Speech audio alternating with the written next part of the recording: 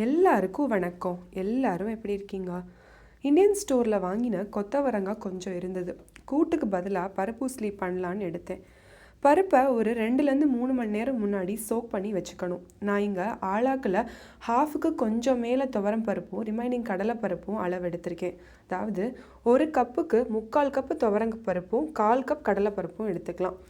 கொத்தவரங்காயை குக்கரில் ஸ்டீம் பண்ணி தனியாக எடுத்து வச்சுக்கலாம். இந்த மிக்சியில் பருப்பை சேர்த்துட்டு ஒரு 2 மிளகாய் சேர்த்துக்கலாம். இதை தண்ணி விடாமல் அரைச்சிக்கணும். அப்பப்போ ஸ்பூனில் கிளறி விட்டும் அரைச்சிக்கலாம். ரொம்ப நைஸாக இருக்கணும்னு தேவையில்லை. ஒரு கடாயில் தட்காஸ்லாம் போட்டு இந்த அரைச்சிண்ட பருப்பை சேர்த்துக்கலாம். பெருங்காயம் ஆட் பண்ணிக்கணும். இது ஒரு 5 மினிட்ஸ் சிம்லேயே நல்லா குக் ஆகணும்.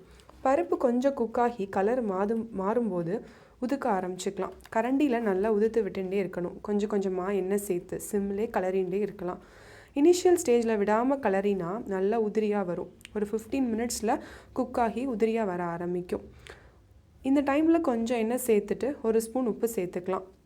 நம்ம ஒரு 5 மினிட்ஸ் சிம்லேயே வச்சா ரோஸ்ட் மாதிரி கிடைக்கும். அப்போது ஸ்டீம் பண்ணின கொத்தவரங்காயை சேர்த்துக்கலாம்.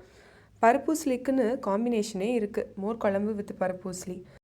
சுட சுட உள்ள சாதத்தில் நெய் கலந்துண்டு இந்த பருப்பூசிலியும் கலந்து சாப்பிட்டா நல்லா இருக்கும். அதை விட வத்த குழம்பு வித் பருப்பூசிலி காம்பினேஷன் இன்னும் அமிர்தமாக இருக்கும். இன்னொரு வீடியோவில் சந்திக்கலாம்.